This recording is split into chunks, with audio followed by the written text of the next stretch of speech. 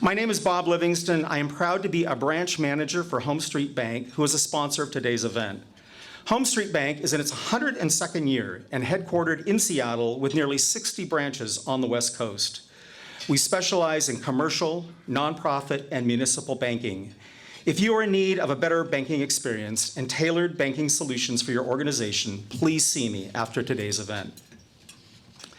I'm on the board for Southside Chamber and chair the Success Foundation, our chamber's initiative to connect young people from underserved communities to workforce opportunity. In about 2 hours, 1,200 students are arriving by bus, and over 100 employers are setting up on the floor of ShoWare to welcome them. It's going to be an exciting day as kids are encouraged to talk to employers and consider future career direction. But if creating a workforce pipeline is just that simple, to have one big career day, why did we need to be here at 7 a.m.? To help answer that, I'm going to share a story about myself. I grew up in a little farm town in eastern Washington. My parents divorced when I was small, and I was raised by my grandparents. They being older and busy with our farm, they were not attuned to getting a child involved in team sports. Plus, I was a little too small for football, too short for basketball, and too slow for track. These can be problems in a small town. Think Friday Night Lights. The hometown paper spent half of each issue covering just high school sports. I wandered into high school, unsure of my place, and a little on the periphery. Until one day, a friend of mine invited me to go with him to the debate and public speaking team. It was coached by one of the English teachers, Mrs. Clifton, who was a bit of an outsider herself. She was Jewish in a town of mostly white Protestants. Her parents were from New York, and she could speak with a New York accent when she wanted to. She loved to discuss big world concerns in a town where most women traded recipes. Mrs. Clifton took an interest in me. She noticed I was bright and could speak. She pushed poetry on me and got me to appreciate perspectives bigger than my small town upbringing. Most days after school, I would wander down to her classroom at the end of the hall, and with a few other misfits, we worked on our public speaking and formed a team to compete against other schools. Mrs. Clifton was my first mentor. That room at the end of the hall became the first place I felt known and belonged. I'm telling you this story because I want you to think about who was your first mentor. Was it your teacher, your coach, a youth group leader?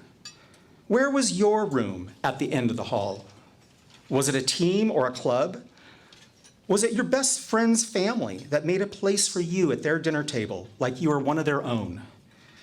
Was it a special class that helped you finally discover your gifts and make you feel seen and understood? Our South Sound's ethnic and racial makeup is radically different than 30 years ago. There are 80 languages represented in Tukwila schools, and English is often not the first language spoken in the home. Parents newly arrived do not have connections to professional industry, and sometimes it's just poverty. Parents working multiple jobs don't have the resources to ferry kids back and forth and pay for school programming, let alone have time to research internships. That is why being here is so meaningful. Yes, our job is to create amazing events like this one at ShoWare. I guarantee there will be conversations and interactions today that are going to change kids' lives. But the mission is more than a career fair. It's to make sure the playing field is level, to reach into every community so that every child understands their diversity is our asset. We are surrounded by some of the world's greatest employers, such as Boeing, Alaska Airlines, and Port of Seattle. Their workforce needs are the perfect match to our student population that needs to find its way to careers. That is why we are coming together this morning. We're bold enough to say it doesn't matter that a family of new arrivals comes here without connections or without an uncle working at Boeing. We are the loving, supportive family of educators, business people, and civic leaders determined that regardless of background, every child finds their room at the end of the hall. This morning, we're going to discuss the challenges of how we're going to do that, of what works better. And we're going to hear conversations and messages of hope. You being here this morning is the consciousness of a community saying that this is the way forward to connect every child to role models, mentorship, jobs, and opportunity. Now, given that we are being hosted today in ShoWare Center near the beautiful and very walkable downtown core of Kent, it is my privilege and honor to introduce our next speaker. Please help me give a warm welcome to Kent City Mayor Dana Ralph. Good morning, everybody. That is a powerful why. What we just heard, right? Making sure that all of our kids have their place. I don't know how to follow that. So thank you for the inspiration this morning. I'm going to talk a little bit about maybe the framework of how we help the kids connect, right? We know the why, and maybe we'll talk a little bit about some of the things that are going on. So as was said, my name is Dana Ralph, and I am the mayor for the city of Kent. I'm so excited to welcome you all here today. Really grateful to be able to use this community asset to help our students connect, help our employers connect, and make for a brighter future. That's the purpose of this space, and we're excited that you are here. I'm going to talk a little bit about the Kent Valley and some of the amazing things that are going on as framed in the sense of opportunities for our kids. So in the Kent Valley, we have employers that are making things that not only travel around the world, but they go into space. From the lunar rover, which was over 50 years ago at the Boeing Space Center right here in the Kent Valley. You can check it out in our great little space park. We've got a replica. Adults can get on it too. I'm just going to tell you, I may have driven that lunar rover a little bit. We're also making the next generation of space travel. So companies like Blue Origin are here in the Kent Valley. These companies locate here because of the strong specialized workforce that's eager to roll up their sleeves and tackle challenging manufacturing and technology roles. One of the things that I hear from our kids all the time is, I don't want to do manufacturing, because they have this vision of what manufacturing used to look like. It is our job collectively in this room to show them that it's about building rockets. Right? That's what technology means today. Kent Valley is prime industrial market, and demand remains strong. Even as things are settling out in other markets, we are seeing a continued demand for our businesses and space here in the Kent Valley. And selfishly, that also means that we're generating a little bit of tax revenue to help pay for all of this stuff. So I want to be really honest about that. Our legacy aerospace industry and our fast-growing space subsector are a source of middle and higher income jobs and a driver of economic opportunity for our residents. I want to say that again. They are a source of middle to high income jobs. Again, when we think of manufacturing, I think everybody thinks it's that dirty work that doesn't pay very well. That is absolutely not true. Kent is home to over half of Washington's space jobs, which contribute nearly $5 billion to our state's economy.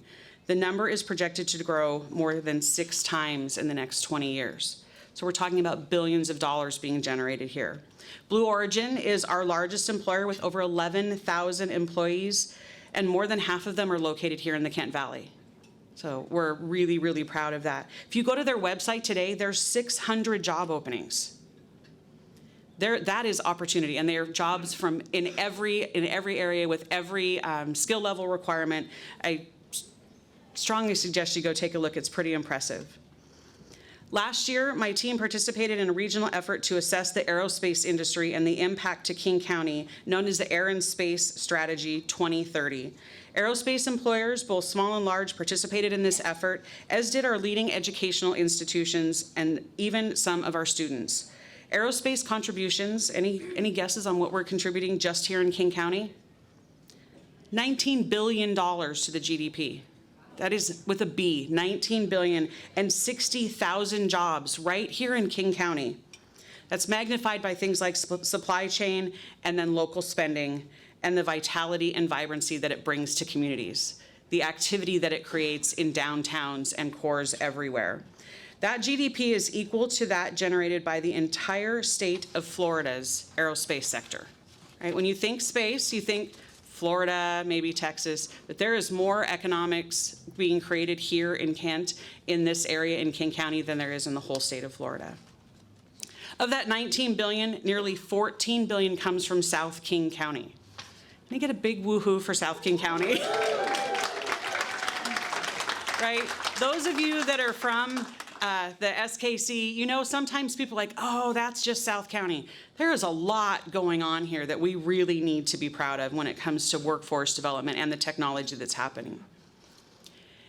Given King County's annual living wage is about $73,000 for a family, you might be surprised to learn that these careers that we're talking about, without the expense of college, start out with a wage of $82,000, so higher than the average. And that's a beginning point. It is absolutely applause-worthy. I think that that is so impressive. And our kids and families don't have that massive debt hanging over their head that they just can't get out from underneath.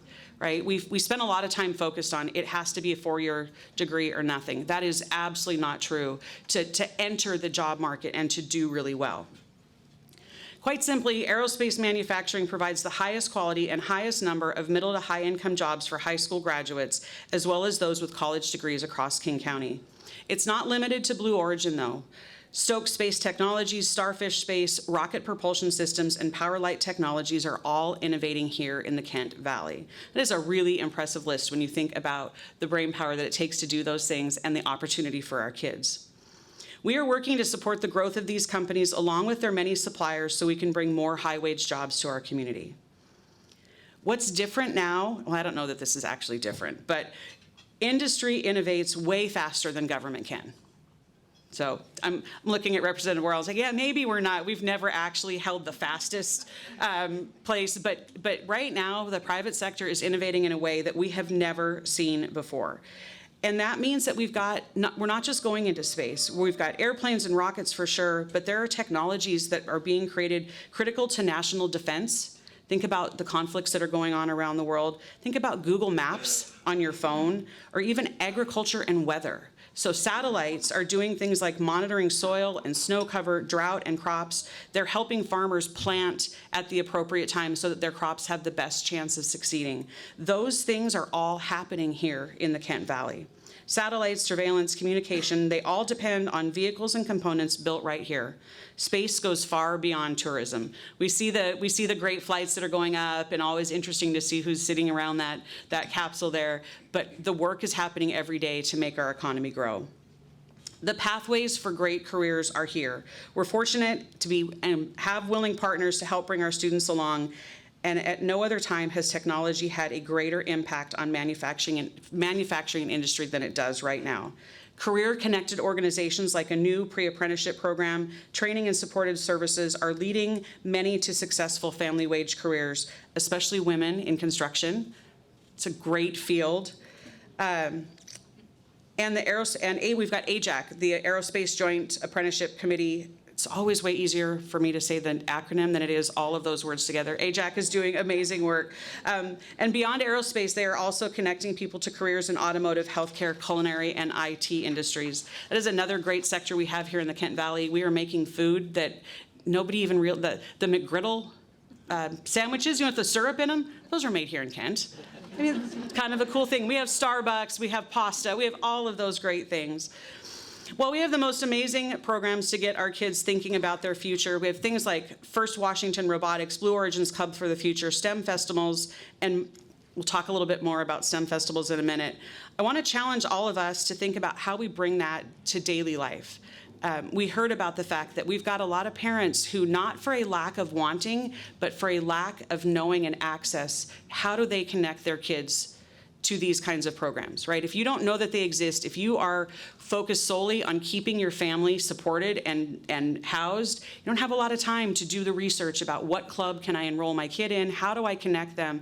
That's on us. That is something that all of us have to be willing to take on. It means we need mentors. It means bringing teachers along to learn about these amazing opportunities. Our employers are all in, and they are desperate for talent, and I love our kids right here from South King County, to be able to fill that. While I appreciate people moving here, it's always a good thing, we got to take care of our kids, right? We've got to help them fill these amazing jobs. Work is underway right now with leaders of the City of Kent, Kent School District, Renton Technical College, and Green River College to participate in developing the Kent Valley Employers Table to bring manufacturing businesses together with leaders to collaborate on these innovative ways. We want to make sure that education is keeping up with the demand. Our Economic Development Division is closely collaborating with the Kent School District CTE group as well, and we're developing an overarching plan to incorporate STEM education and career-connected learning to improve that workforce pipeline, align training to industry, and address all of those regulatory barriers. So we, as a government, want to get out of the way. We want our businesses to do their thing, and we want our educators to help our kids be prepared. Our economy is ultimately stronger when companies depend not on our students as cheap labor, but as indispensable specialized workforce. I want to say that one more time. Not just cheap labor, right? We need to make sure that our kids become that indispensable workforce that the employer realizes they can't function without. That flips the table. We want to make sure that that's happening for our students. As I talked about a little bit before, manufacturing requires more brain power than ever. It is not just standing in a dark space flipping switches. There's a lot that goes into it, but it doesn't necessarily mean a four-year degree. So making sure that our kids know that there are pathways is absolutely key to our success. I absolutely appreciate Seattle Southside Chamber's willingness to work with us to promote this day. 1,200 students, is that? You guys, that's incredible. We have 1,200 kids today that are going to connect with the opportunities of a lifetime, and I truly do believe we will see lives change today. Thank you all very, very much for being here. Thank you for supporting our students and our kids and our future and our employers. All of those things work so nicely together. I am going to end with a very shameless plug. I mentioned STEM Festival, so right here, the weekend of May the 4th, that was not on purpose. How about that, right? May the 4th. The day before, on May the 3rd, at our space theme park downtown Kent, we are going to be hosting a film. The film is called A Million Miles Away. And it is about Jose Hernandez, who was a migrant farmer that had a dream of going into space. And after a lot of trying, made his way to NASA and ended up going into space. It is if you've not seen it, come down, hang out in the park with us on the 3rd. We're going to be showing the movie. Then all day on the 4th here at ShoWare Center, thanks to many of our amazing sponsors, Comcast being one of them, as I'm looking at Terry sitting over there. We are so grateful to bring an all-day STEM festival. We'll have hundreds of vendors and activities for kids to help get them interested in STEM, show them what the opportunity is, and Jose Hernandez himself is going to be our keynote speaker. We're really excited to bring him to our community, our very, very diverse community, so our kids can see sky's the limit, and in every way, right? To be able to see somebody who started out as a farm worker and ended up being an astronaut, that to me is as inspiring as you can get. So pass the word. Would love to have all of you let all your contacts know. We're going to have a great time here in downtown Kent on the 3rd and 4th of May. So again, I want to say thank you to Seattle Southside. Thank you to all of you for being here, for the work that you're doing to support our kids. Our future is bright, and it's because of all the work that's happening right now. So enjoy the day. Good morning, everyone. My name is Annie McGrath, and I am the president and CEO at the Seattle Southside Chamber of Commerce. Oh, thank you.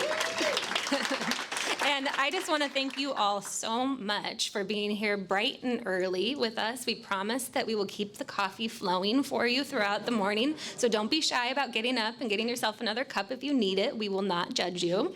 I want to again thank our sponsors for making this event possible today, and I just want to take a moment to also recognize that we have many elected officials with us here in the room.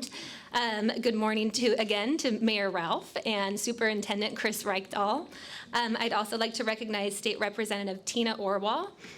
We can give these guys a little applause. This is a very early call for them, and they've got busy days. Welcome to Des Moines Mayor Tracy Buxton and Des Moines City Council Member Yoshiko Grace Matsui.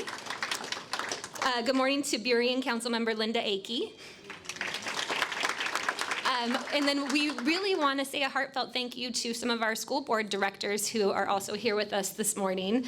From the Highline Public Schools Board of Directors, we have Director Azeb Hagos. Getting that coffee, like we said, yes. Melissa Petrini, Stephanie Tidholm, And from Tukwila School District Board of Directors, Dave Larson. Did I miss anybody? Okay, good. But thank you. I appreciate that, Mayor. Always looking out for me. I'm sorry, what's that? Oh, and Angelica, thank you so much from Highline Public Schools. Thank you for joining us this morning. Okay, now it is my great pleasure to introduce our keynote this morning. Chris Reykdal is a transformational visionary leader with a career in public education and an unwavering commitment to doing what is right for students. First elected in 2017, Chris Reykdal is currently serving in his second term as Washington's 16th state superintendent. Known for pushing against the status quo to meet the evolving needs of our students and our economy, Chris has spearheaded some of the most transformational changes in Washington's K-12 public education system that we have seen in decades. It's now my great honor to welcome to the stage Superintendent Chris Reykdal.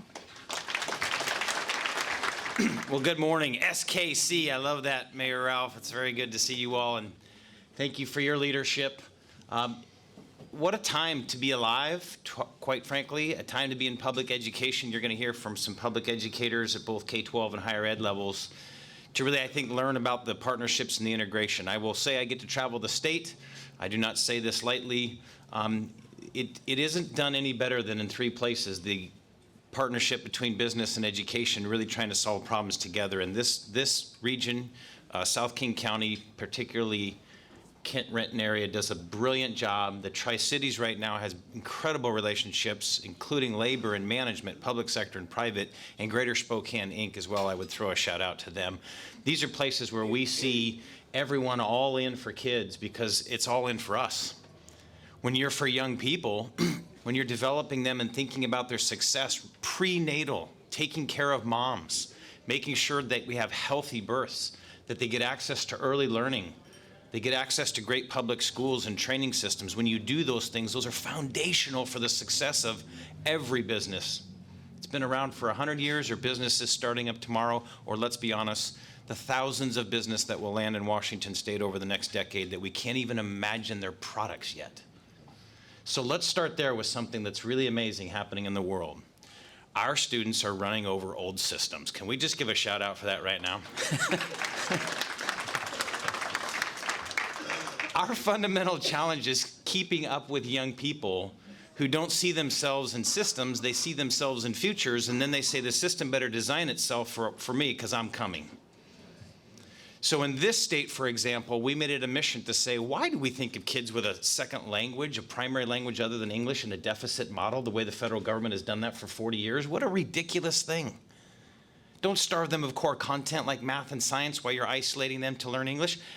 Give them their core content and their primary language so that they accelerate. And oh, by the way, while we're doing that, we now have 50,000 kids in elementary school learning 2 languages at the same time while they're learning their math and their science and their ELA and their history and their social studies. This is a state leaning into that because our students and our families said, honor me for who I am, and I'll take it further than you ever imagined. Language. Language maps the brain differently. It just maps the brain differently. And what we know all around the world about the research is you focus on that early, particularly multiple languages, and empower folks, particularly if English isn't their first language. You honor who they are, and they blow past everybody by late elementary and middle school in both math and science. So these are really, really innovative things that we're doing.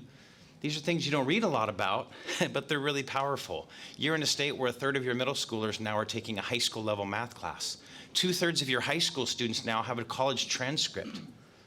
They are pushing and they are pushing and they are pushing, and they are saying, change the system to wrap it around me because I'm going to custom tailor my educational experience. But now let's be super honest about the barriers that they face. There's never been a moment in our history, both globally in the United States or in this state or in this region or in this community right here, where we've stretched the middle class so aggressively that people feel like they're about ready to snap into the top if they can get those educational opportunities and those job opportunities, or they feel like they're going to slip into something below that opportunity. Housing is a fundamental crisis that keeps people from success. And when you walk up to a post-secondary opportunity and you think about where you want to go and get those skills, or you're in a partnership with a employer and you're thinking I'm going to work while I simultaneously try to figure out how to accumulate my credentials and my opportunities, it isn't the tuition and fees that's the barrier. You're sitting in the state with the greatest financial aid system in the United States of America, thanks to the hard work of legislators on both sides of the aisle, higher education leaders, and others. But tuition and fees is a third of the cost of these things. It's a third. 2/3 is housing, food, and existence. So the challenge I have for all of you today as you think about this moment and you think about the 1,200 students who are ready to show up is, are we prepared to kind of dismantle systems to meet them? Because this is what it's going to look like. It's going to look like accelerating them early in language and core critical thinking skills. It's about allowing artificial intelligence, both generative artificial intelligence, large model and small, and what I mean by that is looking at billions of bits of information to write the 5-page paper. Game over, that's happening right now. All the way down to artificial intelligence systems that specifically go into the unique data of that college or that K-12 system or that business to create solutions for you. The world is going to look like us customizing so that students who are all 5-year-olds but are in very different places are getting very different experiences simultaneously in the classroom, where they're sharing in common recess and they're sharing in common a meal. By the way, we're feeding 300,000 more kids than we did 5 years ago in the state of Washington. That's a very good thing, by the way. But they're going to look for customization, and they're going to say, if I can design it on my phone and I can ask using natural language and inquiry and I can design things and create things and solve problems, why are you putting me through a 6.5-hour model and moving me every 53 minutes with 4 minutes in between? Why are we doing this?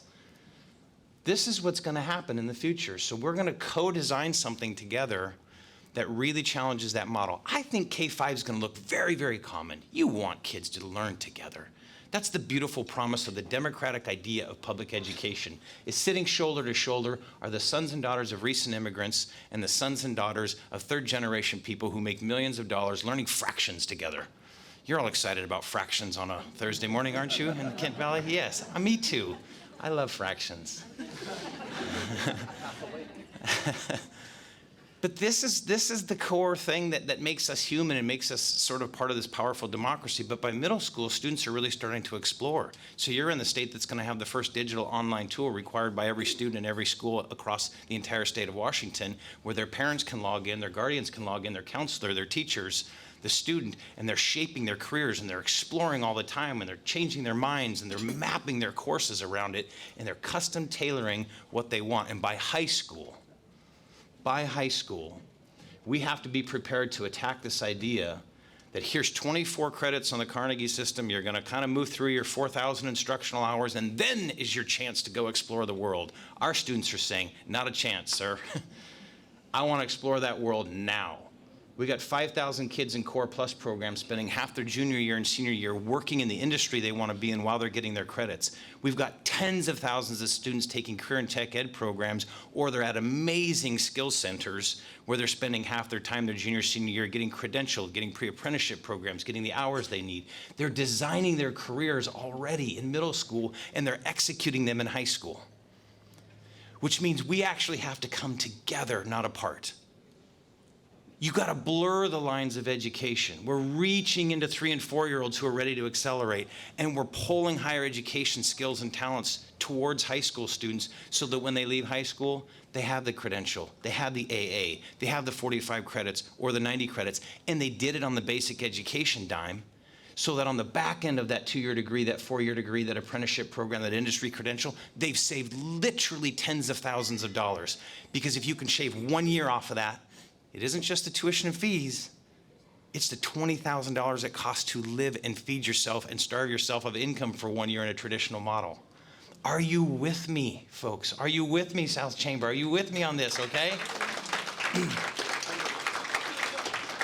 This is business as a partner receiving students. This is families and guardians and community advocates pushing kids and having high expectations. This is K-12 sharing their basic education dollars, saying we're going to use more of it to get kids college credit. And this is higher education meeting K-12 to say, and we know when you do that well with us, we'll have them for less time in traditional systems because it's what's right for the taxpayer, it's right for the student, it's right for our community. More students getting access, but taking less time to do it. That is the promise that is being delivered right now in the state of Washington. And I think you're all ready for this because you've always been innovators. Hell, you're sending people to space right now from this valley. Please, let them come back. We need them to work in Washington too, by the way. Unless Washington can moon colonize and get some tax revenue there, we do want them back working in our communities. So if you are ready for this moment, I think our public systems are ready. I know our employers are ready, both K-12, higher education, early learning, our private sector partners, and we have amazing community-based organizations that work with all of us to make those connections, because not everything can happen in the public school system, and not everything can happen on the business side. There are powerful connectors, and I see some of you in the room. So thank you for your work. Let's have an incredible day. We've got a first panel coming up. I know Arlen's coming up. I am not the MC, but I play one on TV. So I'm going to take my seat over there, and we'll take the next step of this. Thank you so much for being here this morning.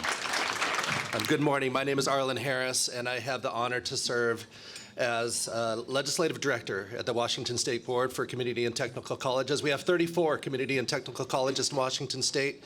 We serve 280,000 students. Half our students identify as students of color. The average age of our student is 24. Take Running Start out of that, the average age of our student is 26. We are meeting people at all phases of their lives on pathways to family wage jobs, and this is what you're doing here this morning. Thank you to my dear friend Annie for asking us to be here this morning. It's an honor to be with you, indeed.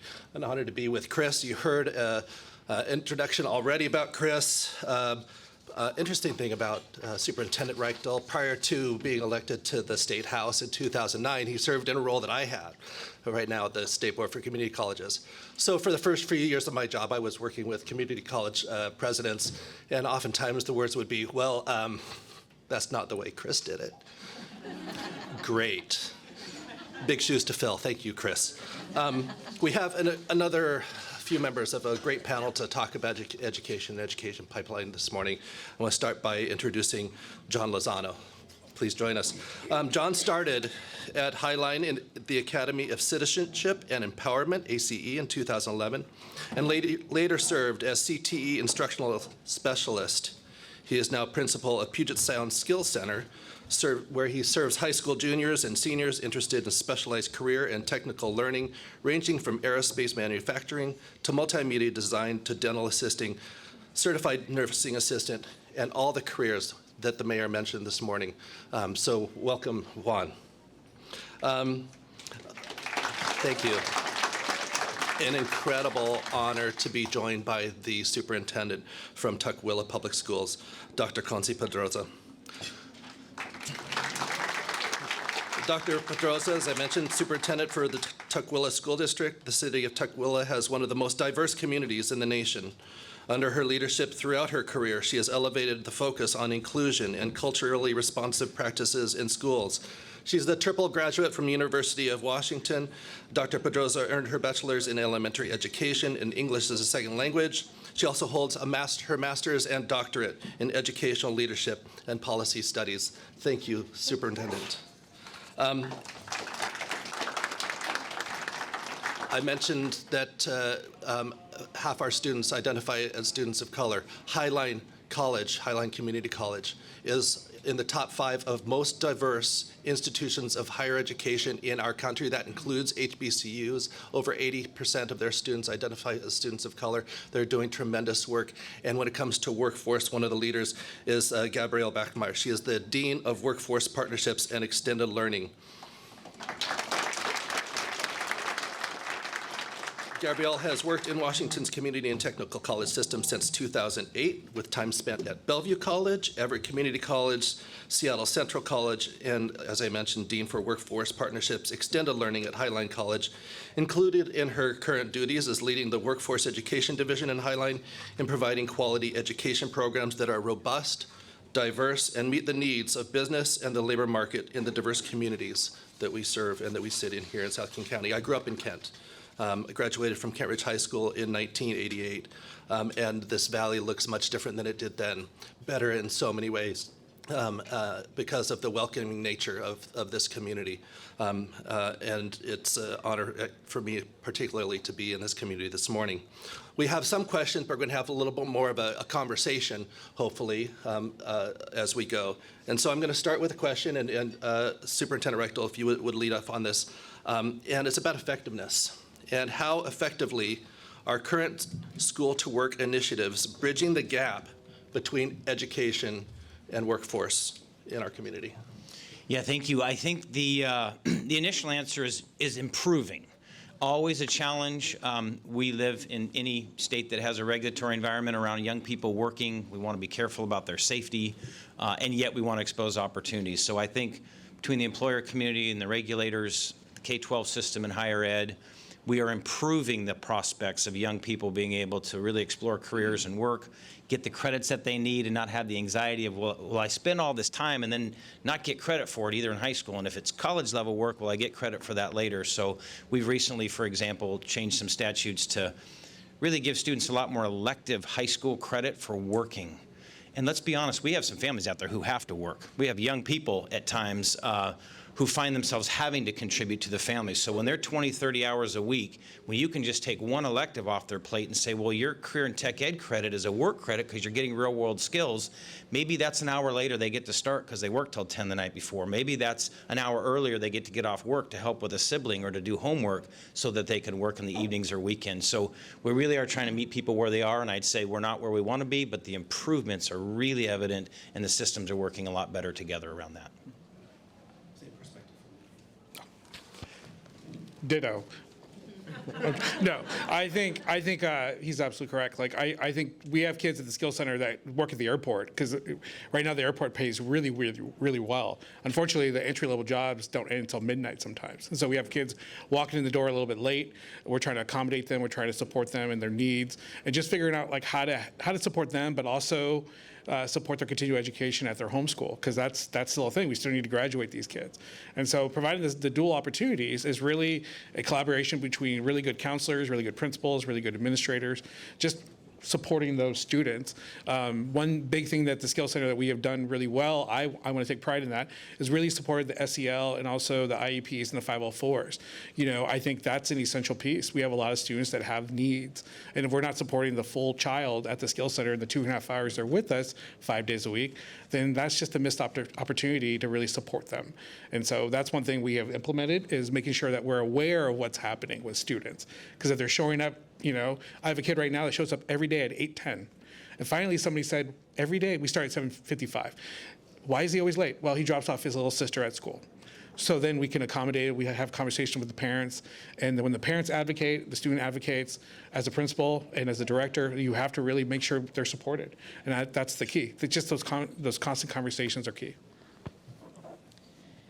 And I would agree, and I would just add the fact that we also, in Tukwila School District, have a large number of newcomers who are trying to learn foundational English skills right now. And so thinking about how to build their capacity, right, to leverage and access those opportunities, those are challenges as well, in addition to supporting students with disabilities, 504 plans and all of that. So there's some foundational things.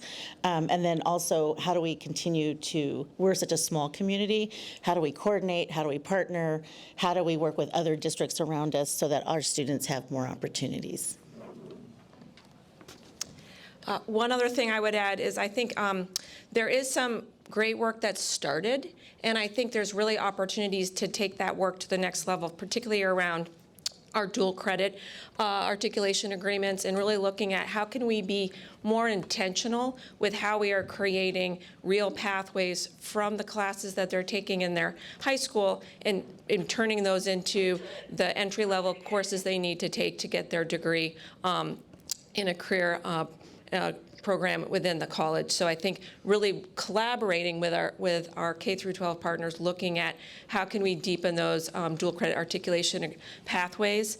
And then another thing I think is raising awareness about those opportunities to families and students so that they're aware of them, especially as we're talking about many of our families are new to not only King County but also to America. And so I think looking at letting them know that these opportunities are available and giving them ways to hear about and learn about them in their native language, and so that they are aware of them. Superintendent Reykdal, in your opening remarks, talked about meeting students where they are. Dr. Pedroza, maybe start with you on this question. How can we ensure that school-to-work pipelines are inclusive and equitable, providing opportunities for all students, regardless of background or ability, regardless of arriving in our country yesterday or 30 years ago? Well, I think it's really important that businesses and commerce really think about what does that mean to really understand where our students are coming from, the languages and the assets they bring, and what does that mean to coach and mentor? Because I will just say, I coach and support actually people who want to be principals, people of color, bilingual folks, and a lot of them is just understanding that work culture.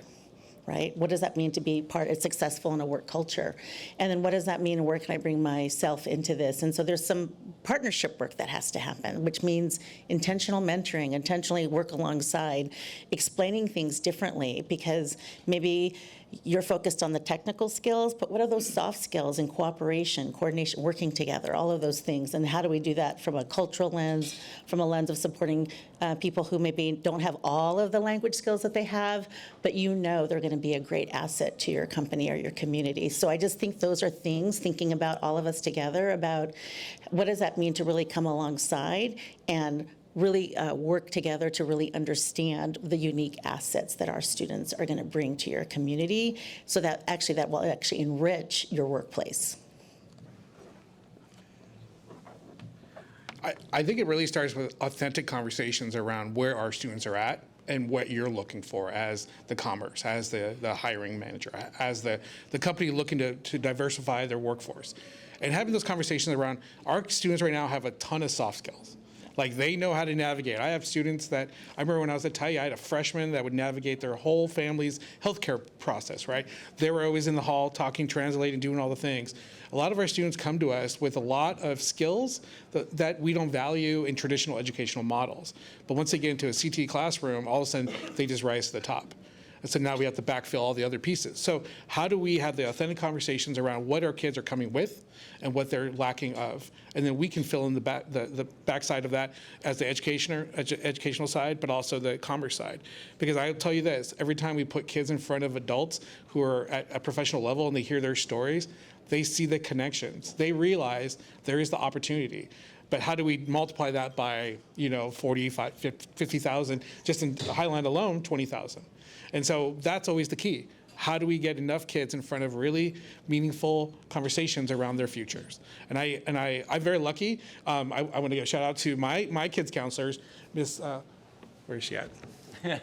Oh, she's not even there. Okay, so Federal Way, what are you gonna do?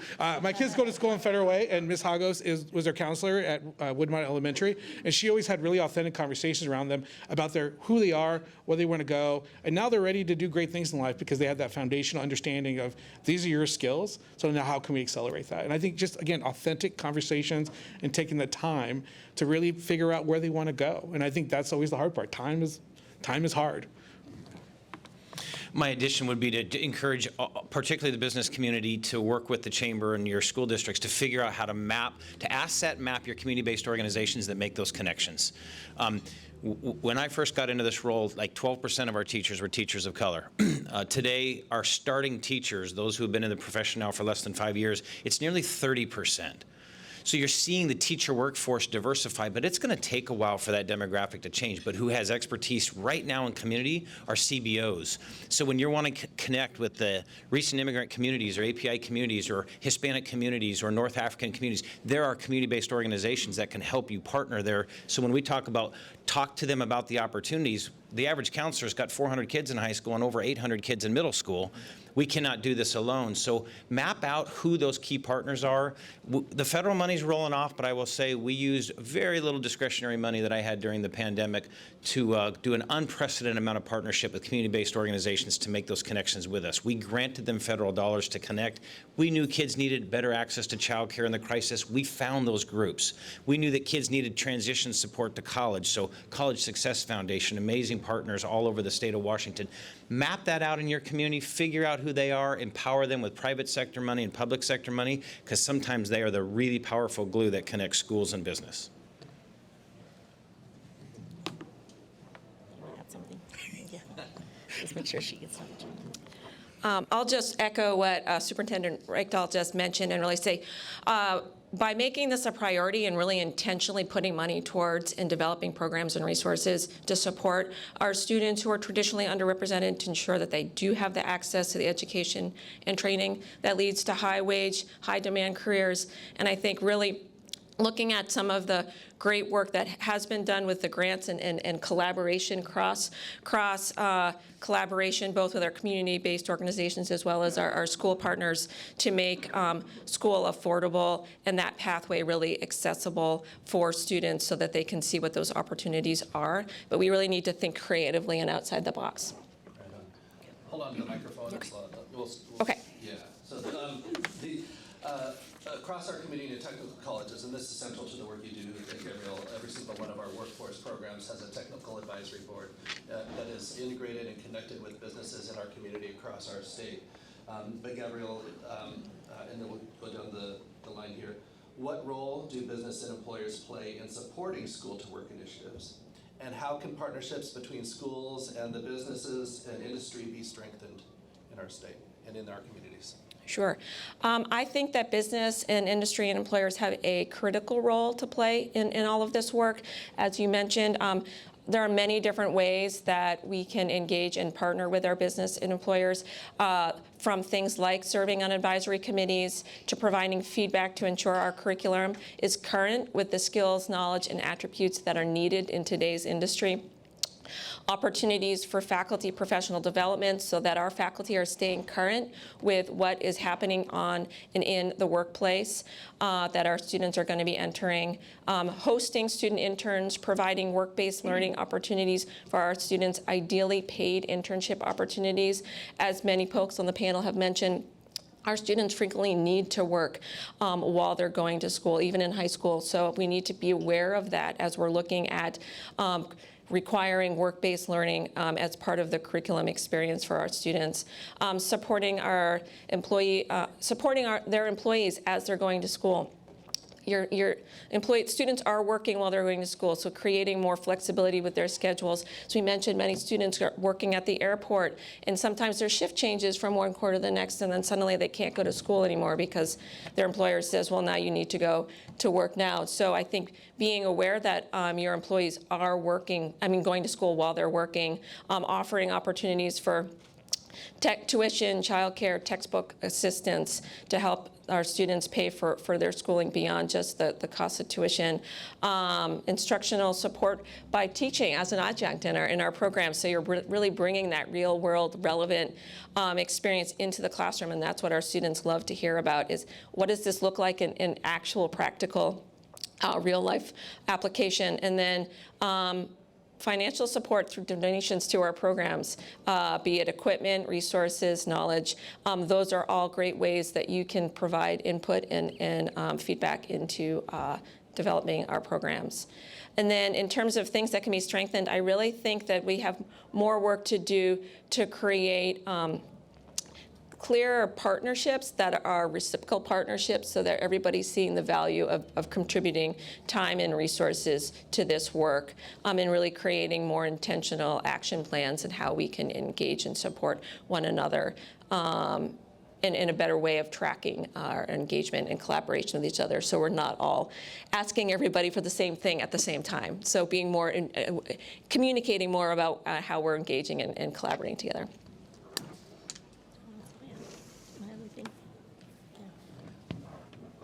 I think the easy, quick answer is CTE. So if you're in Renton, Kevin Smith's right there.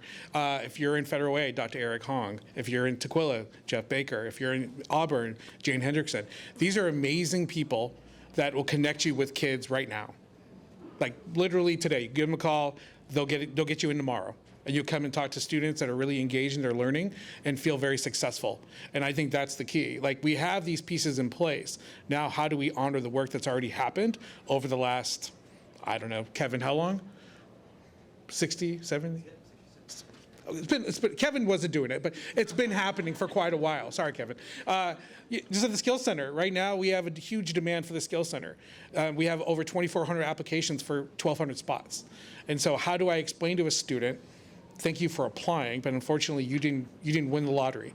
And I think that's the key. Like, how do we enhance those experiences for students? How do we get that at the local comprehensive high school? How do we expand that opportunity all the way across the board? And I think that's key. When you have 396 students going into health sciences, applying for health sciences, and you only have 180 spots, it's really difficult to say no, right? I feel guilty every day. So how do we bridge that gap? I know Federal Way is building its healthcare sciences, so is Tequila. We're all looking at it because it's a huge demand. And I think that's the key. But the quick answer for me, in my perspective, selfishly, skill centers, number one, because that's the way to go, right? I need another building. But also CTE. Lobbying here. I'm trying. And also CTE. Like, I'm telling you, if you don't know your local CTE director in your area, give them a call. And they'll be so excited to help you, and their teachers will be excited, and the students will be excited, and the parents will be excited. So please, do that. My addition is be aggressive about what you need in the employer community. A lot of times K-12 designs backwards from traditional baccalaureate degrees, and we need more baccalaureate degrees, and we have amazing four-year institutions in this state that is a plus, plus, plus for them. But 60 to 70% of our students are going to need a credential post-high school, but less than a baccalaureate degree. But we sometimes design backwards from the everyone needs the pre-calc model and everyone needs the literature model.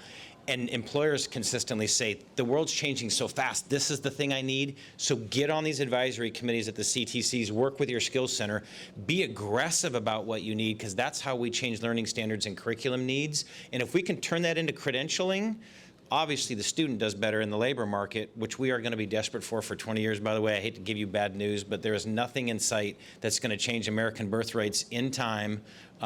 There's not enough Netflixing and chilling going on, I will say that right now. We are going to need to accelerate folks into the labor market, which means we got to credential them or they'll hit glass ceilings even where they have the skills and the talents. So push on us. Push hard on what exactly you need and help us turn that into credentials that mean that students can keep laddering up. Otherwise, your system's going to kind of keep designing backwards to the safest thing, which is let's just get them all to that academic math and that academic literature. We need more of that. We just don't need everyone to do that. We have just a couple minutes left, and so just one more question. I'm going to kind of combine a couple questions into one here, and start with one, if I may. With what are the biggest challenges facing school-to-work pipelines in our community? What strategies can be implemented? But more than that, there was a lot of conversation in the last 2 years in the legislature about learning loss that happened during the pandemic, and that is a real thing that we're experiencing as educators too. So what improvements can be done to meet post-pandemic student needs? What resources are necessary to accomplish that? So a lot there to, I think, ask a question for final thoughts. That's a big one to unpack. I mean, sorry. Go for it. Yeah, I'll try. Go on. I think the biggest thing is just understanding the traditional educational model may not be the fix. I think, as Superintendent Reykdal spoke to, I think we have to look at things differently. I think the CT grad pathway is a huge bonus because a lot of those kids can maybe not have to do the 4 years of foreign language and all the other things, because right now they're just trying to find jobs. And the idea of getting into UW Seattle, which again, as a graduate, fellow graduates, we want every kid to have the opportunity, but they may not all make it. There's not enough space. So how do we get them into the workforce? And I think that's just looking at education differently. And I think that would be the biggest game changer, is really putting value to that pathway for our students. Because a lot of students are not aspiring to go and do great things at college. They want to go do great things in the companies that are in the Kent Valley and also in the region. So I think we give them the opportunity. I was just going to add. And then I think just adding that we need to try to figure out how to remove barriers, right? Because so many of our students, at least in our community, they're highly mobile. They have parents that don't have access to internet, computers. They don't have access to the all of the things that many families have, right? And so we have to figure out how to remove those barriers, and that includes working with our business partners, like what are those opportunities for workforce connection to schools. And so that's part of our work as well.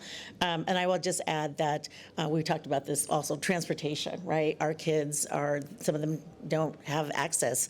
They don't have cars. They don't have the money for the gas, those types of things. So we've got to just figure out some of those barriers just to get the kids to the places that they need to go. In addition to making school accessible, I think we also need to think about retaining our students. What do we need to help support them so that they stay in school, and also helping make make college relevant, so they see the value in continuing on while they're working. And I think finally, really, I think as part of coming out of the pandemic, we're seeing a lot of our students struggle with mental health issues, as well as having a harder time connect and engaging in communicating in the classroom. So I think creating opportunities for mentorships, positive human interaction, and those work-based learning opportunities, I think, are really important.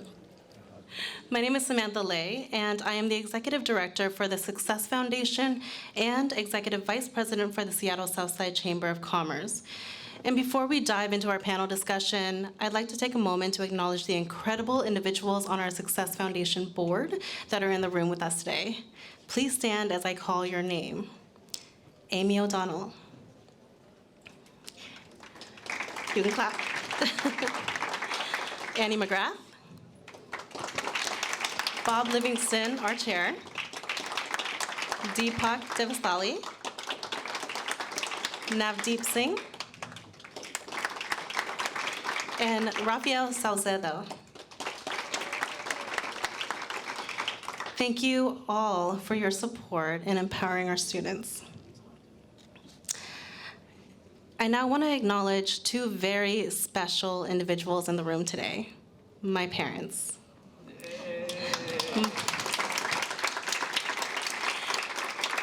My mom, Taule.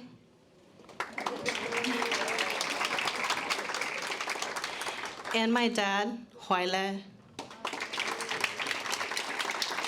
Ba mẹ, đứng lên cho con được không?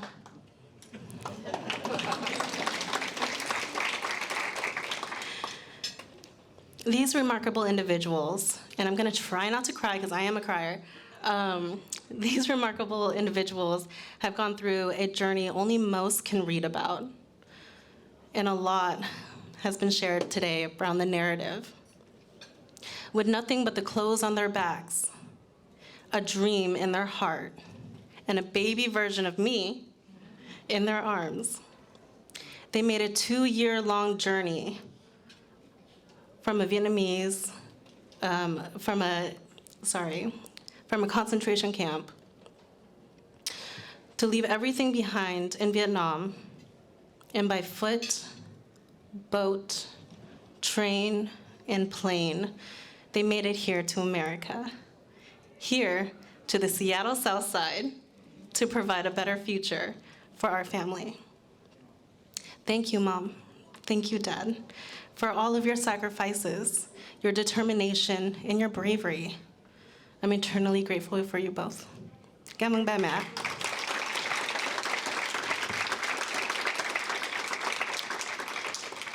Growing up as a first-generation Vietnamese American, I faced numerous challenges and barriers to access opportunities. I remember going to elementary school, learning English, just to come home and teach my parents the English that I learned to my parents and my siblings. Sorry, my mom was crying back there, so. I remember my parents missing school activities because they were doing everything they could to survive every single day so that maybe one day their babies could thrive. Ooh, sorry. I was not prepared for that. I remember there were so many barriers to access, whether it be cost, time, location, travel, technologies, language, and even trust. Trust was a huge barrier. But one day, everything changed during my junior year at Kent Meridian High School. I know there's a lot of Kent people here. Just right up the street, when I was accepted into an accelerator program, and I think Superintendent Reykdal mentioned it, it was the College Success Foundation, different from our Success Foundation. This program provided me with resources and scholarships and mentors that unlocked the door to opportunities for me. From that point on, barriers started to vanish. I had access. I had mentors and navigators supporting and advocating for me. The burden my parents had on their shoulders were lifted. It's due to accelerator programs like this that I successfully went from surviving to thriving in one generation. And now I have the honor and privilege of serving our community in this space to ensure every student achieves success. Our summer youth program, the Workforce Discovery Lab, is a dynamic, hands-on skills-building, career prep, and exploration initiative tailored for local high school students. The program emphasizes low barrier and high earning career opportunities in our region and only thrives through the collaboration of our partners who offer workshops, on-site tours, mentorship, and sponsoring various areas of need, highlighting the importance of collaboration. Our diverse range of hosts reflects the multifaceted needs and demographics of our community, spanning from micro-enterprises to Fortune 500 companies. By prioritizing diversity in leadership representation, including women, members of the LGBTQ+ community, individuals with disabilities, and people of color, we affirm our commitment to fostering inclusive environments that eliminate blind spots and cater to individual needs. As Bob mentioned earlier, in the Southside, you belong. We all belong. And no matter where you start, you too can achieve success, and we will meet you where you are. My name is Deepak Devastali, and I'm the Chief Operating Officer of St. Anne Hospital in Burien, also serving as the interim COO of St. Elizabeth Hospital in Enumclaw.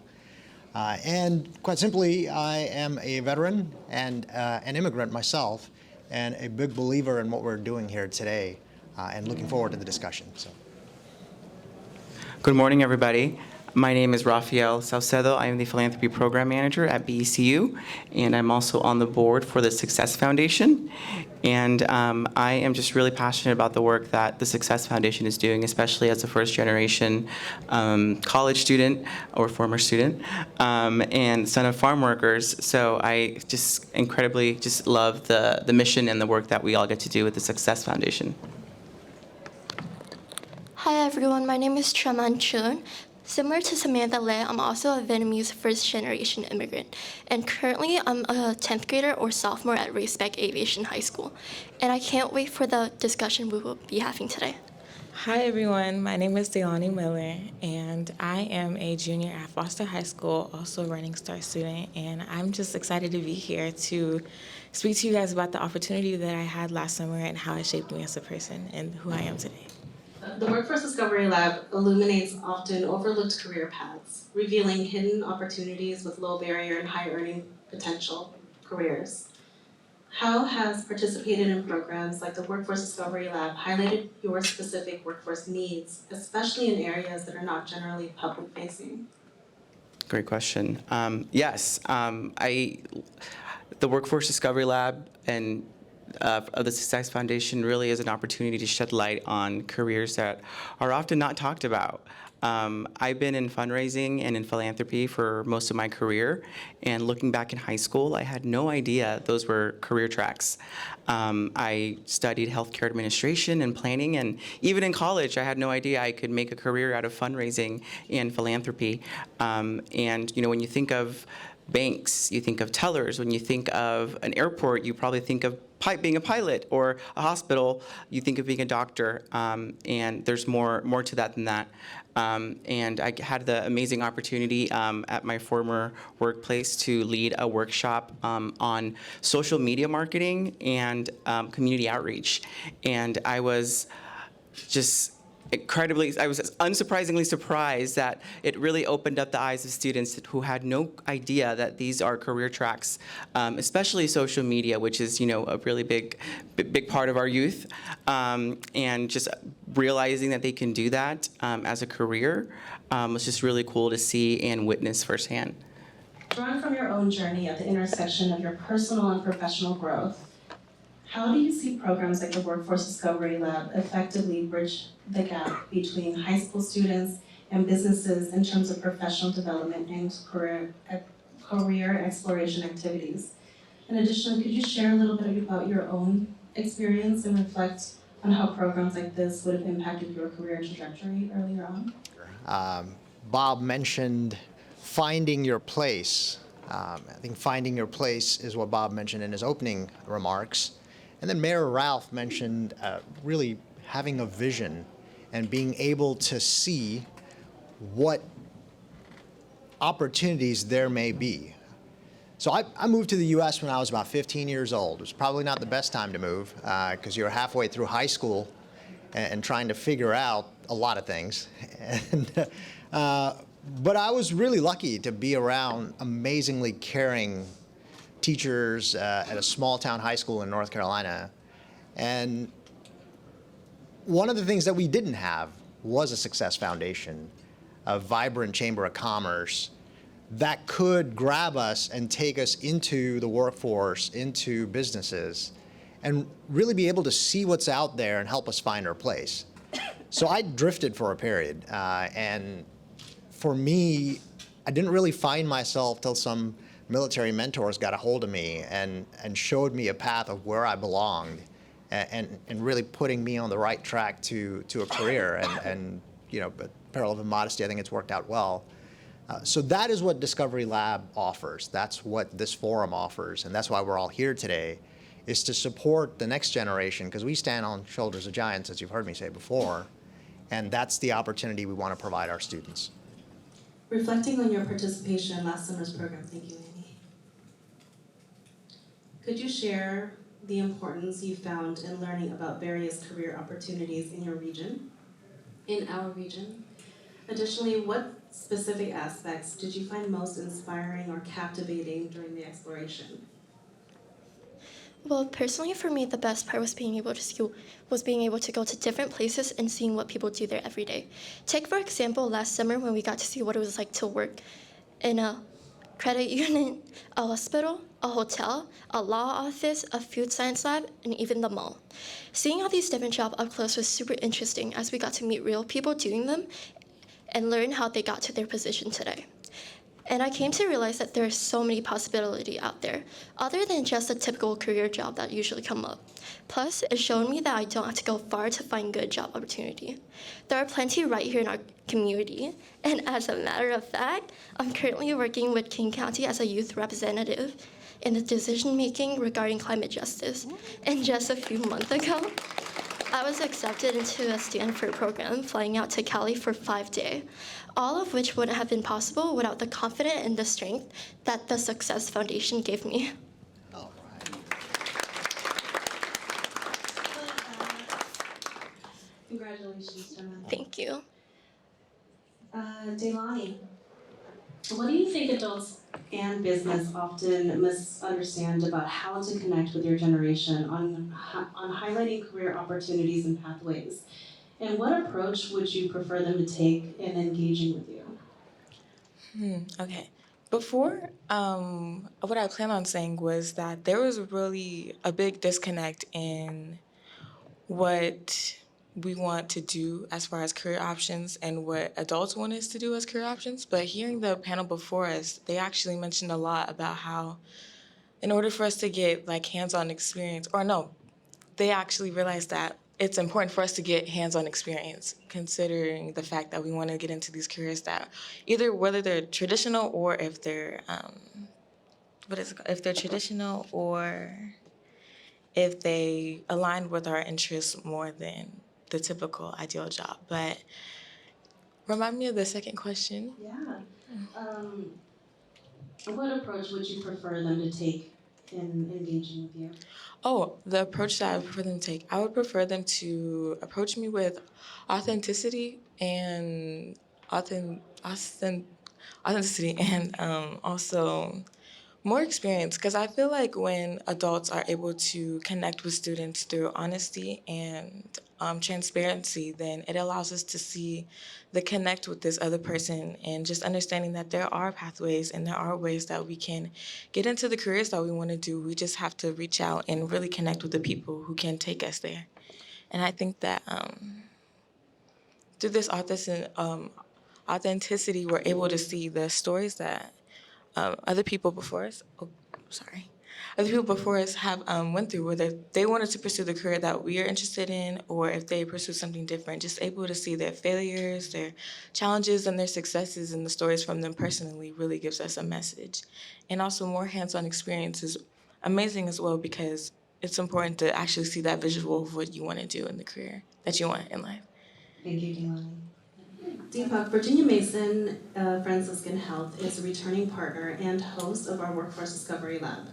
Could you provide some insight as to why it was important for your business and organization to participate and invest in accelerator programs like the Workforce Discovery Lab? And could you share some best practices on how to creatively engage with students to enhance their experience, to come and encourage them to work in your respective fields?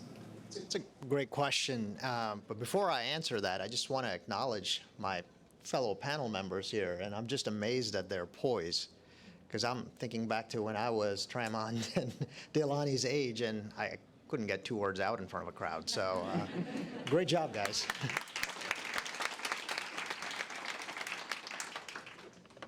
So I would answer that first part of the question by saying the reason why it's important to us is we feel as though it's a responsibility that we feel towards the community in which we're embedded. It's important to us to be representative of the community that we serve. And I'm going to try to, can you guys hear me okay? Okay, I'll speak up. I'll use my military voice a little bit. But it's important to us, and we feel a sense of responsibility to the communities that we serve, to have a partnership like the ones we enjoy with the Workforce Discovery Lab. Because what it does is it really creates pathways into our industries, okay? And also, somebody did this for us before. We're all here sitting because someone took the time to invest in us, and we feel that same sense of responsibility to pay that back. I think we are all united in that pursuit. So that's why it's important for us to continue to support these type of ventures. And also, as I mentioned earlier, that helps create that vision. The other part of this is, how do we operationalize, kind of translating from a theoretical educational space experience to a actual real workforce experience. And the way we do that is by being open. So about a year ago, we hosted about 40 or 50 students from Highline schools, and they were able to meet some really amazing leaders that we have at St. Anne Hospital. Traditionally, you think about the MD, the physician pathway, or the nursing pathway, but we had them exposed to our radiology manager, Kevin Furby, our pharmacy leader, Bridget Lee, and our cath lab manager, who's an RN as well, Mel Jordan. And they got to see different facets of how we deliver healthcare. Because the aim of that is to spark a vision. And once you have the ability to see where you can take your career, you just got to fire the imagination once, and then everything just takes off. Everything clicks. You find your place, and you get to where you want to be. And it's also important from an employer perspective, because we've re-baselined as a result of the pandemic, and I think we can universally agree to that. And if we don't have these type of partnerships, we're really doing a disservice to future generations, because we need people to take over for us and go further. And so by being open, we create this possibility. And the second thing I'll say is you have to be present and available. And so the way we've tried to do that is by inserting a variety of our leaders into educational institutions. So our chief nurse, Tony Swenson, is on the Highline College Foundation Board. Kevin Furby, as I mentioned, is involved with Pima College. Mason over there is on the board of workforce education funding programs. So that's a joint partnership where we bring students in who are post-high school with a certification and pay their way through nursing school, and really create that pathway to going and becoming a physician or whatever they would like to do. So by being open, as I mentioned first, and then by being present are a couple of ways that we are partnering, and I would say those are best practices. Thank you.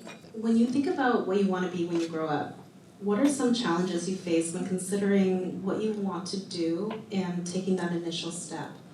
And how can businesses make it simpler for you to act and more accessible for you to enter? Well, thank you for your question, Samantha. Well, and coming from a first-generation low-income family, I remember first coming to America about 9 years ago, living in a rented home with about 12 others in the same situation as me. And I'm not embarrassed or ashamed to say that we weren't thriving. To be honest, we were barely surviving.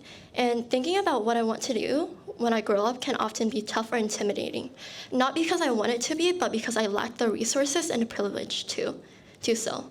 More often than not, I'm unable to, I don't know my option or where to start. And another challenge is about the intimidating cost of schooling or training for a certain career. So something I want to ask of you guys, business here, is if you guys can make it simpler and easier for students like me to enter the workforce by providing resources and opportunity. This can include things like mentorship program that connects us with professional who can offer guidance and support, scholarship or financial aid program to help offset the cost of education, like what the Discovery Lab is doing, and possibly also internship or apprenticeship that offer hands-on experiences. As we look to the future, how do you envision accelerator programs evolving to better address the evolving needs and expectations of both students and corporate partners in the dynamic landscape of workforce development? Furthermore, what concrete steps can organizations take to actively support this evolution within the realm of workforce development? How much time do I have?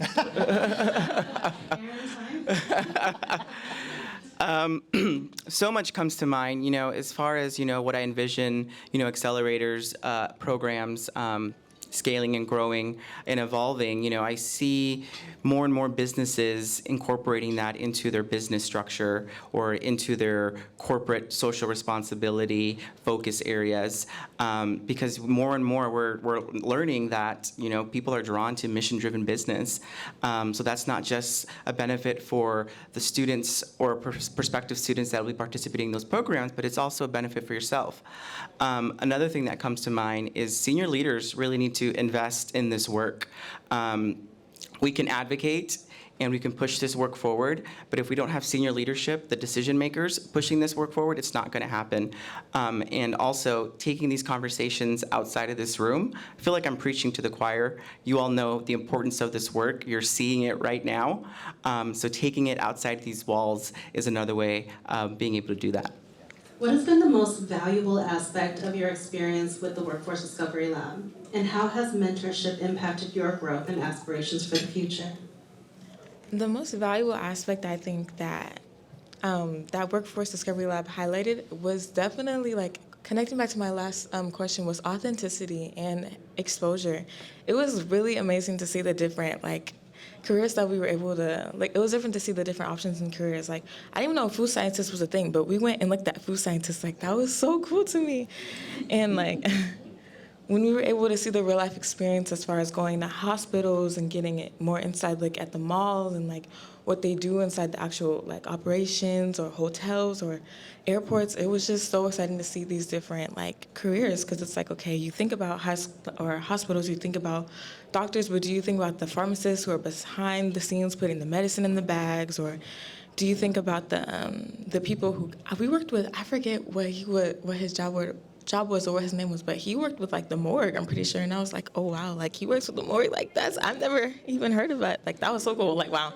But it was seeing things like that was really inspiring for me.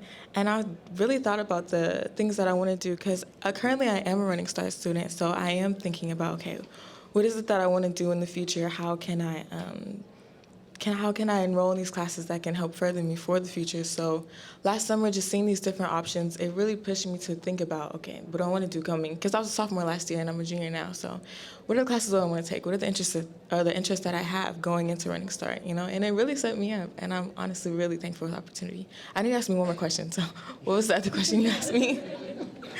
How has mentorship impacted your growth and aspirations for the future? Oh, it impacted me because it just showed me that there are adults. Like, I've done not a ton of programs, but I've done my fair share of programs. And I think that this is the first program that's really followed me and actually gave me mentorship saying, hey, here's this opportunity for you. Use it, network, talk to people, and just knowing that there is guidance out there and there is support for you. Thank you. To support your professional journey, what would that ask be? I'll share. I think that ask would just to continue to support programs like these who give us the real life experience and seeing the inside and behind the scenes and just talking to these people who are in these careers that we have interest in and just supporting and continuing to give us the mentorship that you guys are all striving to give to us. Well, for me, it would be really simple. Just the opportunity to learn and gain experiences, whether it's through program like these or other internship, mentorship program, or even just advice and guidance. Being able to receive that from professionals who have been there would be incredibly valuable to me, as there's not necessarily anyone in my family who I can, look up to or come to for professional advice. So that's really all to it. Thank you. Thank you. So I have to say a huge thank you to Sammy's parents here in the room today. Thank you for blessing us with this amazing and transformational leader that we have here in Southwest King County and beyond. Sammy's impact on our community, on our organization, on students, and I can't say enough about this tremendous woman. And I also could say that we would get a lot more, we get a lot done as it is, but we could get so much more done if we weren't crying all the time, so. But you know what, it's a good thing. So thank you, and again, welcome to Sammy's parents. Thanks for being here today. Okay, so we have the privilege of being the last ones up today, and we have to wrap this up on time because when the 1,200 students arrive and hit that floor down there, it's gonna get really loud up here. So we're gonna do our best to bring this in, and that might mean that we'll only get to maybe 1 or 2 questions, but I don't want this to feel like speed dating, so take your time, and if we only get through 1, that's fine. So if we can go ahead and just start, I think the mic is on the end. If you guys could each please just take about 30 seconds or so to introduce yourselves. So Terry Davis, I'm with Comcast. I am a senior director of government affairs, and I'm going to be really talking about our Project UP initiative, which is really focused on digital equity. And the UP stands for Unlimited Possibilities. So we are all about unleashing that in the communities that we serve. Good morning, everyone. My name is Mackenzie Hertogs. I am a Talent Acquisition Outreach Program Manager at Alaska Airlines. Our team works primarily with pipelines and programs for youth to get excited and interested in careers in aviation. So thank you for having me. Excited for the panel. Hello, everybody. My name is Leslie Horton, and I use she, her pronouns, and I work at the Port of Seattle as a Workforce Development Program Manager and Data Analyst, and I specialize in aviation. Hello, good morning. My name is Angie Mason-Smith. I am the Program Director at Washington STEM for Career Pathways, and I'm on the leadership team for the Career Connect Washington initiative. And I have to say, it is kind of unfair to go after a panel that have youth, but also a lovely reminder of why we're here and what we do. So that was very inspiring, and thank you guys. So the Puget Sound region is home to a rich and diverse talent pool, and our employment opportunity landscape is diverse and exciting with a range of industries. We're a hub for port jobs, hospitality, tourism, aviation, manufacturing, professional services, logistics, and trades. And let's hear it for the SKC. I think we're gonna make t-shirts after this. SKC. Importantly, as we've talked today, many of these roles offer high earning potential and lower barriers to entry. And instead of necessitating a 4-year degree, they often require a 2-year degree or industry-specific certifications. Despite being home to all this talent and opportunity, the demand for skilled, trained, and educated workers still outpaces the supply, and it's created a gap that we have to address collaboratively. So that's what our panel is about here today. It's my great pleasure that we get to have a discussion now from some of the leading organizations and employers that are taking on initiatives to strengthen our workforce. So I'm going to have Angie kick things off for us. What strategies or initiatives is Career Connect Washington and Washington STEM implementing to address the specific gaps in employment opportunities within our workforce? And how can other organizations replicate or collaborate on those efforts? So Career Connect Washington is a statewide initiative that has really worked on expanding career-connected learning opportunities. And it has put into legislation the ability to really set some framework on how we can guide students through that, giving Career Explore early and often a variety of opportunities. Career Prep, building off the awesome work of career and technical ed and building off of those robust classes. And then into Career Launch and paid experiences, giving an opportunity for students to learn those hands-on job experiences and getting paid. But it's also created opportunity to have a funding stream to build and expand on programs to fill gaps and create that nice, well-lit paths for students. But I'd also say alongside that, we are at a really exciting time, I think, in Career Connect Washington, as it was a governor's initiative that was lifted and stood up, and we're starting to transition as its permanent place in the system, with staff now at the Washington State Achievement Council, Washington Roundtable, and our role at Washington STEM has been as an implementation partner to help support the networks across the state. So in your region, you have WOBS as a regional network, and John Bonner, and then Walter Jackson at Puget Sound ESD, Career Connected Learning Coordinator. I think he's over in the corner over there. But are ways to connect in to the initiative and find opportunities. But I'll build off of something that Chris said, is there's so many community-based organizations out there that have the relationships and partnerships with those students we're trying to serve. And so many times, organizations come in and say, I think I have to make a new thing. But they don't have the relationships with those kids. And so finding ways to really partner with those organizations, lift the great work that is being done, and really create that connection between both business and education is a really important part of that work. I'm going to answer kind of the second part of the question first. So, is this the trick right here? Okay, that's the trick. All right. So my colleague, my great colleague, Carl Hugel back there, who's my counterpart in construction, he has this great kind of acronym that he uses, the 3 A's, and I love it. So accessible, available, and approachable.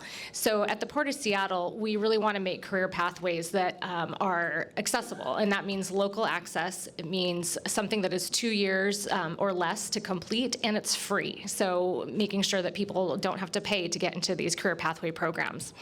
Available, that means funding organizations and CBOs that are able to mitigate the barriers these communities are encountering. As Angie mentioned, these organizations know these young people, they know the barriers, they come from the same communities that these young people are a part of, and they understand the unique needs that they are facing. So really partnering, finding those organizations and finding those partnerships that can serve those communities the best as possible, and that they have the culturally relevant skills and are utilizing as well as wraparound services that the Port of Seattle can provide. Approachable, approaching industries to create dialogue and collaboration is crucial. We've talked a lot about that already today.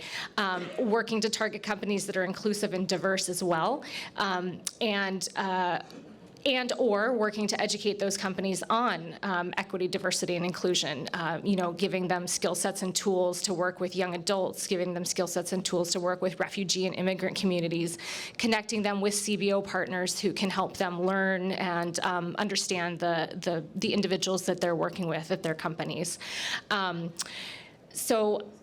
Then I think I'm going to switch. I'm going to talk a little bit about the actual career pathways that the Port of Seattle is currently funding. So in the aviation sector, we are funding an aviation maintenance technician program that's in partnership with South Seattle College and Port Jobs. I know we have a couple Port Jobs reps in the room today. So aviation maintenance technician program, the model, it's located at the airport. So it's really targeting airport workers who want to expand their careers and move up into better wage positions. And it's a model where we use a bridge course where it's a 12-week short-term course at the airport for airport workers. They can just kind of get a sense of what the AMT career is. They can also build their basic skills in math, languages, comprehension, test taking, whatever it is that they need. And then it's also very heavy on study skills. So if they choose, they can transition into the long-term course at South Seattle College, which is 2 years, and study to be an AMT technician. So that's the model. We're also building a ground service equipment program that will be launching in fall of 2024, and that will follow the same model as the aviation maintenance technician program. We also have in our maritime programs, I'm going to wrap it up here and pass it on, but we have our maritime career launch for 18 to 24-year-olds, and we work with partners in Maritime Blue and Urban League. Green Jobs, for example, starting the 3 Cs Coalition, which is a partnership between King County, the City of Seattle, and the Port of Seattle to forward green jobs. And construction is really based around our pre-apprenticeship pathways, union and non-union apprenticeships, and building collaborations with great partners such as Urban League, PACT program, ANEW, and the Northwest Carpenters Institute. Mackenzie, what initiatives or programs has Alaska Airlines implemented to attract and engage young people in pursuing careers in aviation? And really, how early does this outreach need to start? Yeah, great question. And I will also try to keep it as condensed as possible because I could spend a lot of time talking about our programs as well. But as I mentioned, our team works on pipeline and pathway programs to really get youth who maybe haven't had exposure or opportunity to careers in aviation to kind of get that spark ignited. And I think if you know anything about being a pilot in the room, traditionally that path to being a pilot is one that is very expensive and very hard to overcome if you don't have anyone who's kind of gone through that path before you to navigate that journey. So in 2022, we launched our Ascend Pilot Academy, which provides students with a path from zero time to a career as a first officer with us. In addition to that, it covers quite a bit of the financial cost of flight training and provides mentorship for those students who haven't had that kind of person to bridge their shoes in aviation. And a lot of this was to really kind of get ahead of some of those gaps in a pilot shortage that we knew the industry was facing. But also make sure that we were really making careers in aviation accessible to those who historically hadn't had opportunities. We also offer a similar program on the maintenance technician side, very similar, offers funding as well as a full-time job offer. So really getting those in front of students to know that there are pathways and that there is a place for you in aviation, even if you haven't had that large exposure to it in the past. And then one of the other things that I think has been called out a couple times in the panels ahead of us was it's not just pilot careers at an airline, right? It's very easy to think Alaska Airlines and think about pilots and flight attendants. So we're really trying to be intentional with some effort and make sure that we are sharing that opportunities exist at an airline outside of just some of those careers that you naturally think about. We have some pretty lofty goals up till 2025 to reach 175,000 youth in our community to really give them opportunities and exposure to different career paths in aviation. So we do that through a variety variety of different things like community events like our big aviation day. If anyone's interested, it's coming up on June 2nd, so I just had to put in a plug. We also do internships at the high school and college level, career treks. We bring students in, and it's always super fun to get to see them up close with our hangar, see a 737 in person and kind of click that, oh, I could work on these, or I could fly these, even if I haven't done it before. So we're really doing a lot at the high school level, but also starting at the middle school level too, just to kind of plant that seed, like I said, for those students who maybe have had an interest in aviation, but haven't necessarily seen themselves there so far. So Terry, and I think this might be our last question for our panel, looking at time here, but so Comcast very generously donated a laptop for every student who completed our Success Foundation Workforce Discovery Lab program this summer, which was amazing. Thank you.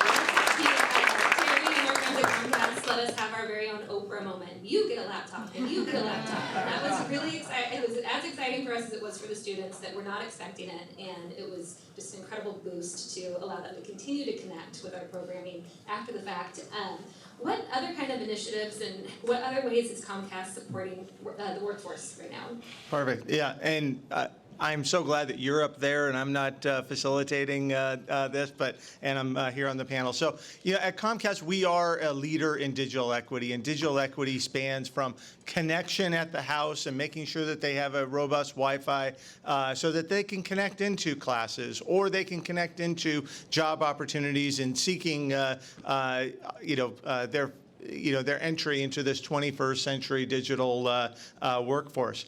So that comes with connectivity, comes with equipment like we invested in the Success Foundation. But it also comes with a huge barrier of really dealing with relevancy and digital skills. And so I want to talk and focus on that because coming out of the pandemic, we were able to solve the connection program through many partnerships. We had paid partnerships with the state superintendent's office, with many chambers, with many school districts. So we were able to overcome that. But if you don't have the skills to open up the computer, start the computer, and know where to go, yes, you may have a phone, but a phone, you can't be doing your schoolwork and submitting your schoolwork on a phone.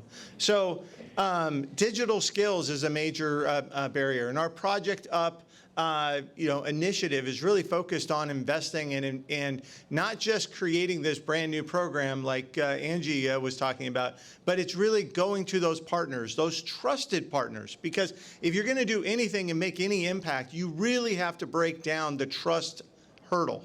Because, hey, Comcast, we do a lot of marketing, and sometimes we know that, it doesn't hit, and they don't trust us. But if we're working with partners like Evergreen Goodwill, Goodwill of Olympic and Rainier Region, El Centro de la Raza, Asian Counseling and Referral Services, just to mention a few that they don't just work in various cities. They work in regions across our service footprint.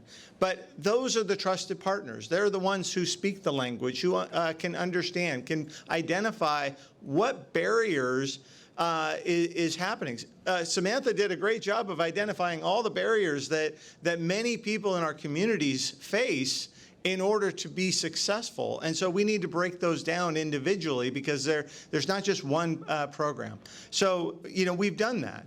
And we also ask the partners, what is it that you need to help your outreach, your program be successful? In some cases, that is simply creating a book about how to actually open a computer, turn it on, and know that you can push buttons and it's not going to blow up or you're not going to be hacked. That's very important because a lot of these digital skills were just online. And if you're not comfortable on a computer initially, you're not going to go on there and be comfortable learning. It's others like setting up classroom experiences so that their online connection for folks that may have a job and cannot be in the classroom themselves is the same experience as that person being in the classroom. So it's really trying to say, okay, do we need to invest in technology? Is it money that makes their partnership be more successful, to have the right people in place to be helping those people overcome their barriers. So that's what we are focused on, investing in and being a success in this. We have over 15 years of experience. We launched our Internet Essentials program, which was really kind of aimed at identifying those barriers to entry for digital equity, a connection, a piece of equipment, and overcoming that relevancy. And I think, we will continue to lead in this space. And I think what we do is help, kind of get people going to be in the pipelines that the rest of my panelists have talked about from the beginning. Thank you, Terry, and thank you to all of our panelists. Really appreciated the conversation and everything that you're bringing to the community right now.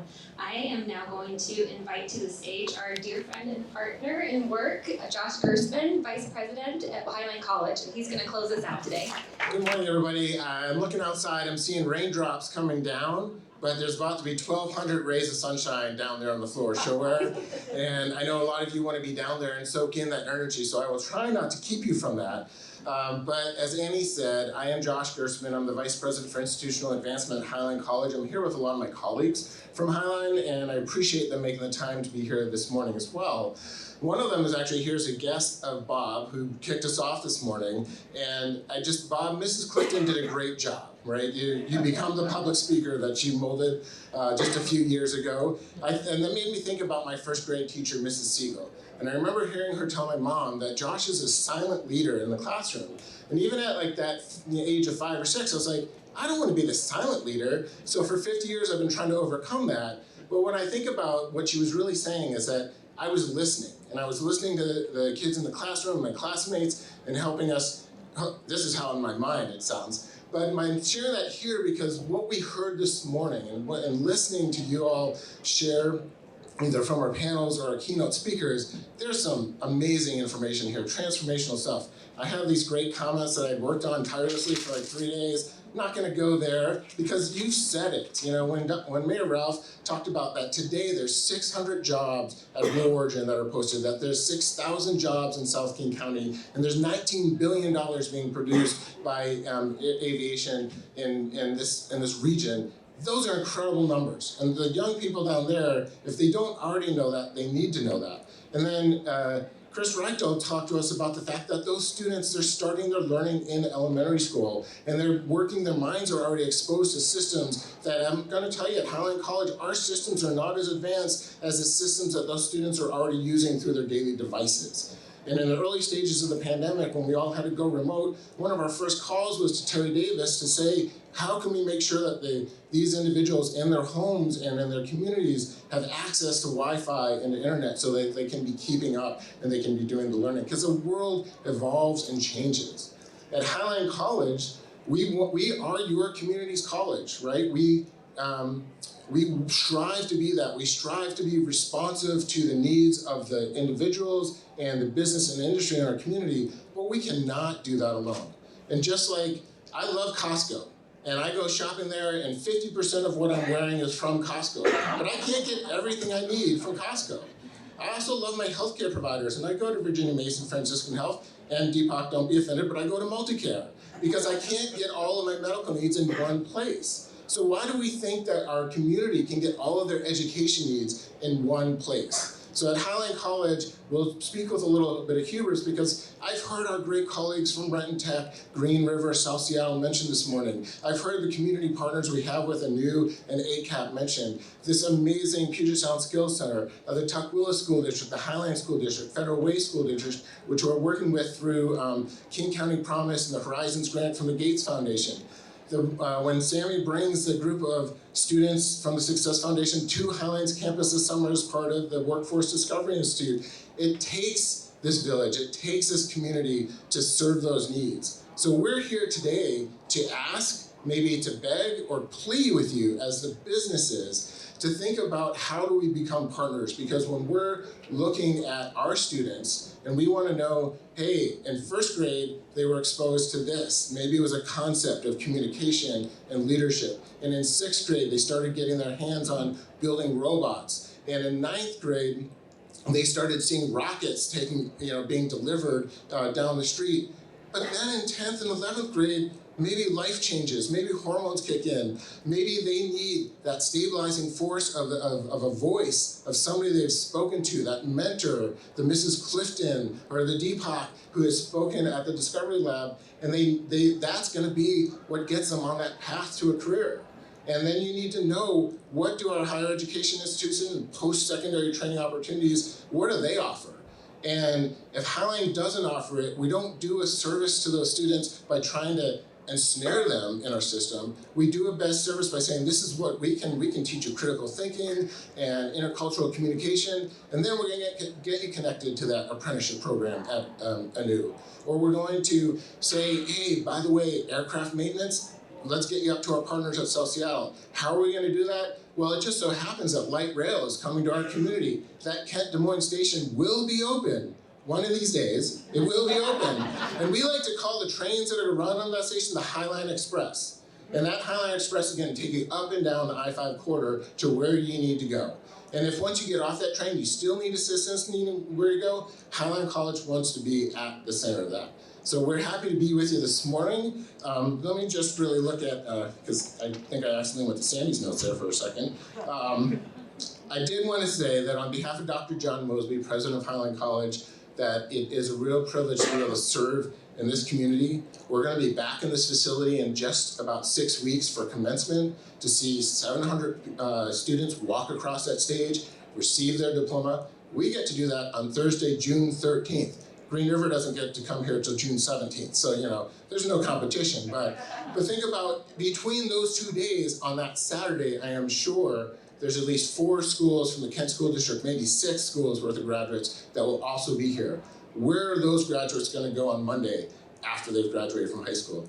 Where are they gonna go? They're gonna come into your businesses as customers, clients, constituents, or your future employers. So, it says it right here, and I want you to say it with me. What is this community? Together, we are stronger. All right, one more time so that the folks downstairs. Together, we are stronger. Thanks so much, and Annie and Sammy, thank you for the opportunity to close it up today.